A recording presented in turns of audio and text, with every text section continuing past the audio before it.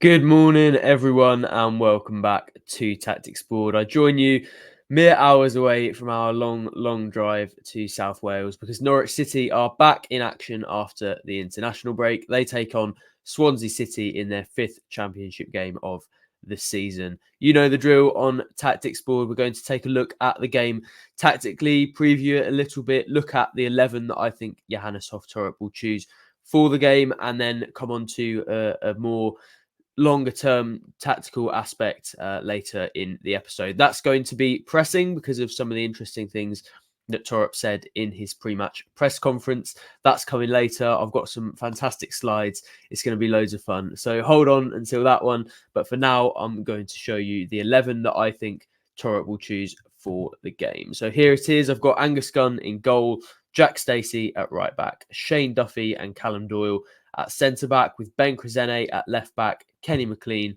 Marcelino Nunez, and Anis Ben Slimani in the centre of midfield, with Oscar Schwartau on the right, Borja Sainz on the left, and Josh Sargent up front on his own. I think a couple of discussions to be had when it comes to that team. First of all, the midfield, and I'm sure a lot of people will want to see Anis Ben Slimani in there after that impressive performance against Coventry prior to the international break. It really felt like he transformed that midfield, and it felt like fans, to be honest, could see that. I think they've been crying out for a bit of physicality for a while. Norwich maybe have some of that in the mix, but not as much as you'd like to see. Kenny McLean, I think, brings a little bit of athleticism, a little bit of strength, and the others are good at sort of positioning their body to lever the ball off opposition members.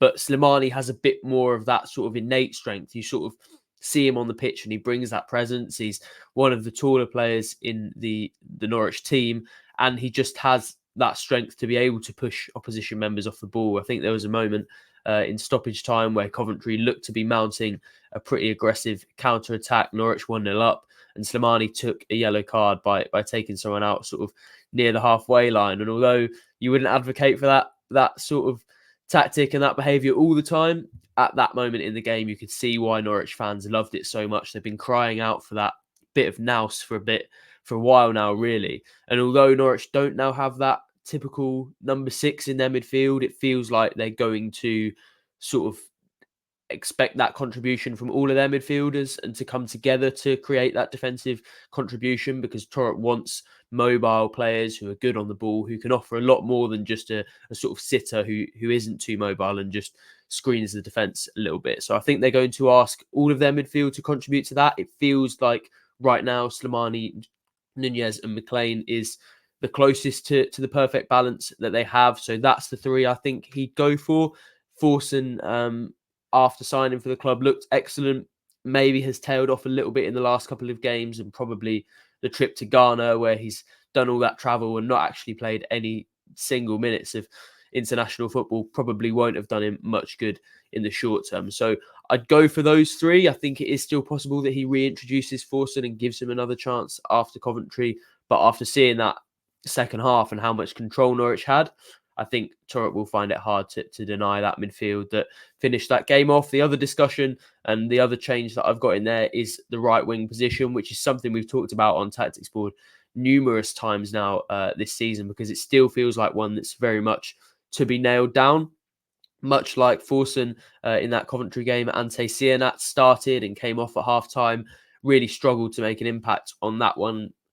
Even his touch and his passing looked a bit poor in that afternoon. Thorup pleaded for patience in his pre-match press conference yesterday, but it feels like he might make a change because of the impact that the substitutes had at the CBS Arena. Of course, the man replacing him in Coventry was Oscar Schwartau, who I think has impressed fans so far. I think has been pretty good, maybe not as active or involved as some of the players in the Norwich team, hasn't been constantly asking for the ball and constantly on it and impacting things. But I think he looks more like a midfielder playing out wide. And that probably does suit Norwich because they have Jack Stacey sort of bombing on down the right. And you want somebody who is comfortable inverted and inside to create that space out wide for him and to fill the attacking positions and create a sort of wide line that gives you a lot of options coming from the midfield. But I think I'd like to see him a little bit more involved because he does look a very talented player for 18 with the physicality that he brings and the readiness that he seems already to have in the English Championship.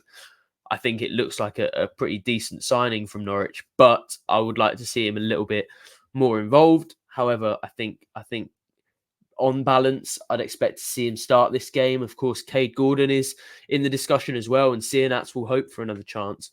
But I think Gordon has only trained with the team for a couple of days, having been away on international duty. Seaman, as I mentioned earlier, has struggled in the last couple of games, and I think Schwartau has earned the chance to be in that 11.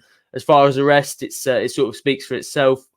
The fact that Josh Sargent, Kenny McLean, and Ben Krezene are all fit and ready to go with 3 massive boosts in that press conference. And I think Norwich fans will be feeling confident after that news. To move on to Swansea a little bit and the test that they pose, they are another possession-based side. And in ways that will present a challenge that Norwich haven't really had, because most of the time they've been facing more, should we say, traditional Championship sides who are a little bit more physical, a little bit more pragmatic. And although Coventry and Sheffield United are both good sides and both will hope to be up there come the end of the season, I think tactically they've been a bit more of a sort of hodgepodge, less of an idealistic tactical setup, whereas Swansea do have the capacity to sort of mix things up. Mainly, they're a possession-based side that wants to keep the ball, wants to play short passes, wants to create chances primarily through balls and little passes into their forwards. That does mean maybe that there will be fewer balls in behind for the likes of Shane Duffy and Callum Doyle to defend, and that's good news when it comes to their pace. Maybe slightly bad news when it comes to the aerial duels, because it feels like that won't be a strength that they'll be able to exhibit as much as they have in the last couple of games. But I think Norwich could be set up actually pretty well to play against Swansea, because they want that battle for possession. They want a team that's going to come onto them so that they can then try and play in behind and they can create space behind those defensive lines who are originally going and pressing the Norwich defenders. So I think in an attacking sense, it could work in their favour. Swansea are also quite susceptible to counter-attacks, and if Norwich can steal the ball off them in the right areas, and I suppose we'll come on to that a little bit when we discuss pressing as well, there will be space in behind for them to exploit. That is something they've struggled with a little bit. It feels like the defensive-offensive balance is something they're still wrestling with after a few months under Luke Williams' charge, but they are a pretty good side. Tactically, they seem to have worked it out, got a good result at Carrow Road as well.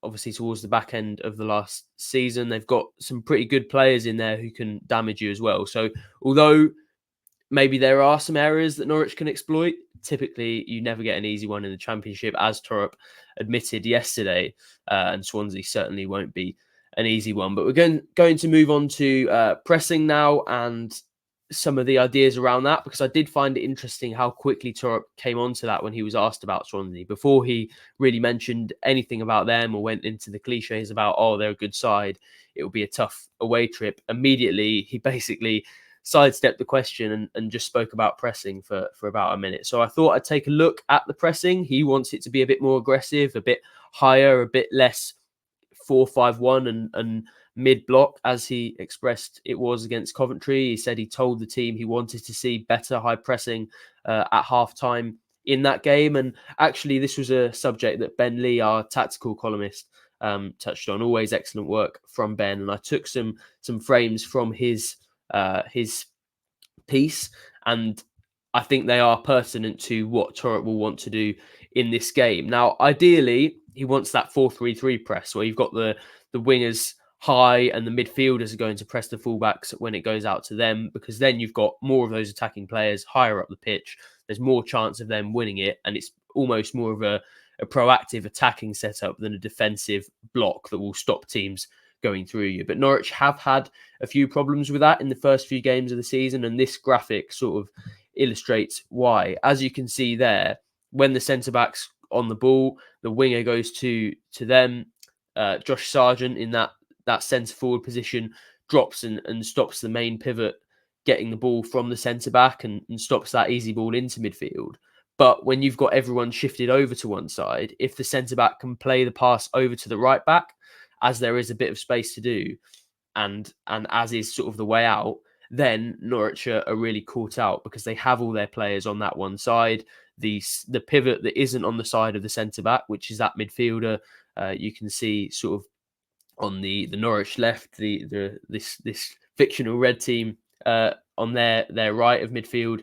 That player is in a lot of space because Norwich will struggle to get over in time if the centre back plays that ball. So ideally, that 4-3-3 press is what Thorup wants to see, and I think actually that's what he'll try to do against Swansea, especially with the focus that he's put on high pressing and how much he wants to see that. And the setup that he probably wants to see a little bit less of is this, which is what it ended up looking like a bit more against Coventry. He referred to it as 4-5-1. You can see it in a sort of 4-2-3-1 here, but the fact remains that it is a slightly more defensive setup. It makes it harder to win the ball in high areas and go and create chances in an attacking sense. But defensively, it does leave you in a better position once those first couple of passes have been made. And I don't think that's the position that Thorup wants to be in.